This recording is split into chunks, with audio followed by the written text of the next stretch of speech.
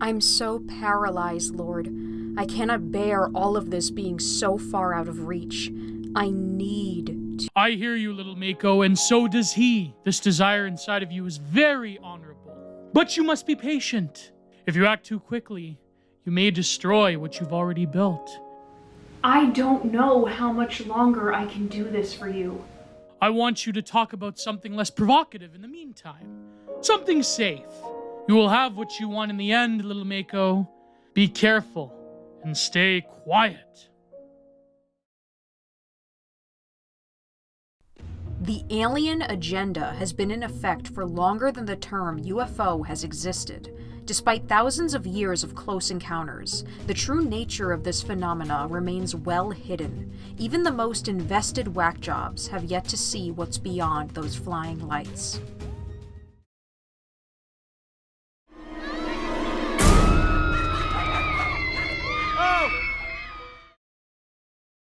In the past few years, the veil of secrecy over the existence of extraterrestrial life has been yanked away. We are past the point of mockery and conspiracy theories. It has become a provable fact that yes, UFOs are real, and our government has concealed this for decades. Bob Lazar said he worked at a secret facility near Groom Lake where alien technology was being reverse engineered, that is, taken apart to figure out how it worked and whether the Pentagon could duplicate it. Our entertainment has been used as a tool to prepare us for this shocking reveal. Hints have laced the screens of movie theaters for multiple generations, but these depictions are keen to leave out the most significant truth, perhaps because even elites aren't aware of who sits atop this pyramid. Okay, what we're thinking of as aliens they're extra-dimensional beings. They are not what they claim to be. I must begin by stating that I can only simplify so much in this video, and this is a subject that is much better covered in the documentary The Age of Deceit by Face Like the Sun. I highly recommend watching it, and I will be referencing it accordingly. The existence of ancient aliens is both ridiculed and believed. Anthropologists marvel at the technology of ancient civilizations, so much so in fact that some speculate that a set of extraterrestrial teachers have guided their hands. But believers fail to consider that the source of knowledge may be much closer to home. Genesis 6 documents the angels that fell along with Satan. These fallen angels, or watchers, are said to circle the earth giving occult knowledge to humans. Though it is not confirmed canon, the Book of Enoch details the names of these angels and their teachings to ancient civilizations. The wearing of makeup, sword making, and even abortion are the result of these entities' influence on humanity. Azazel taught them to make swords, knives, shields, and breastplates, and made known to them earth metals and the skill of working them for bracelets and jewelry. The fifth was Casdea. He showed them the dashing of the embryo in the womb so that it would die. In more recent history, multiple occult figures wrote of ascended masters who shared blueprints for the New Age movement. Freemason Alice Bailey and Satanist Aleister Crowley claim to have been instructed by higher beings to perform rituals. These watchers continue to work behind the curtain, orchestrating the actions of Masonic elites. They want the major population centers wiped out so that the few that are left will be more easily controllable. The brief history lesson I just gave you still leaves us with this question.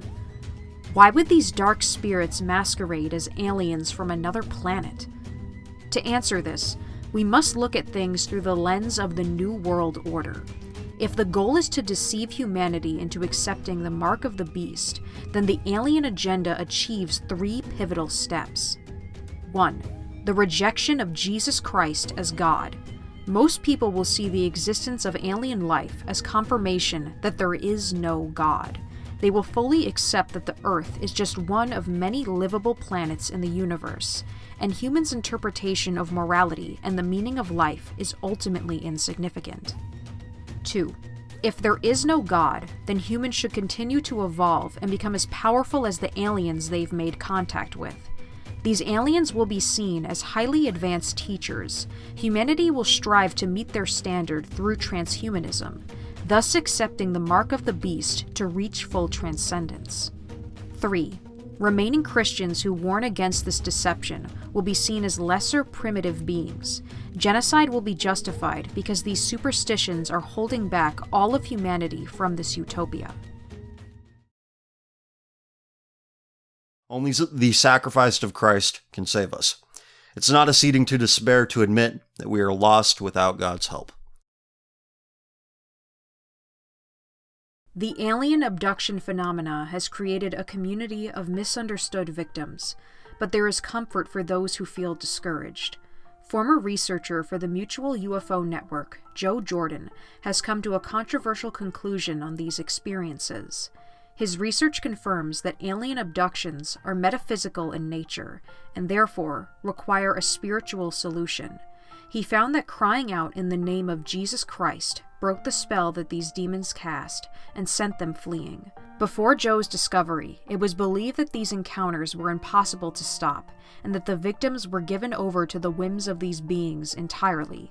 I felt an absolutely incredible sense of menace. It was hell on earth to be in there, in the presence of these entities, and yet I couldn't move, couldn't cry out, and couldn't get away. I'd lay as still as death, suffering inner agonies. Whatever was there seemed so monstrously ugly, so filthy and dark and sinister. Of course they were demons, they had to be, and they were here, and I couldn't get away. He revealed that these seemingly impervious spirits cower at the authority of Jesus Christ.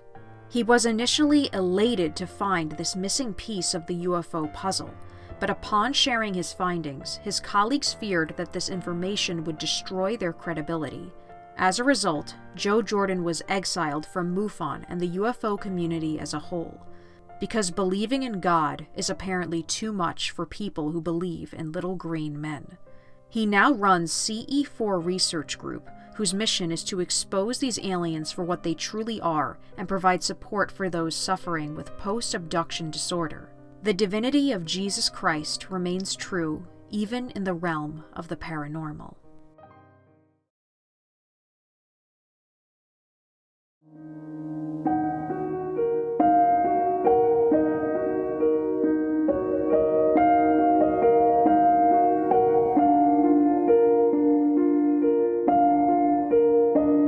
It's not right to drink alone, little Mako.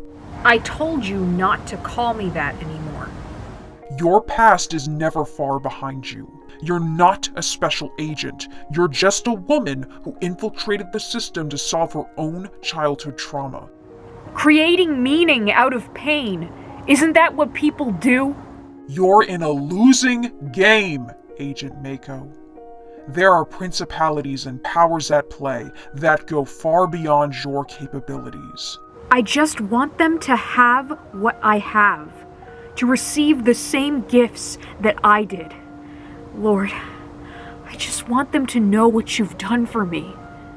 It doesn't matter what you know, little Mako. How much you want to help, how much you could help. You are, and always will be, an outsider. You really think law enforcement would listen to a person like you? You will never rescue your fellow autismos from these demons, and you will never stop the goblins. Peter on my dick, Peter, Peter on my dick, Peter on my dick, Peter, Peter on my dick, Peter on my dick, Peter, Peter on my dick, Peter on my dick, Peter, Peter on my dick. I've been shooting dogs with BB guns since I was 5. If you want to witness, you can come and see me live. I be trapping cats and AC units all the time. Let them freeze, baby. Give the mice a head start, please, baby. Peter trying to take away the fun life. They always sending people to my condo, like who you is and how you getting all this mammal fur. I tell them go ahead and check the bankroll. I got a camel fur coat, gator skin duffel bag.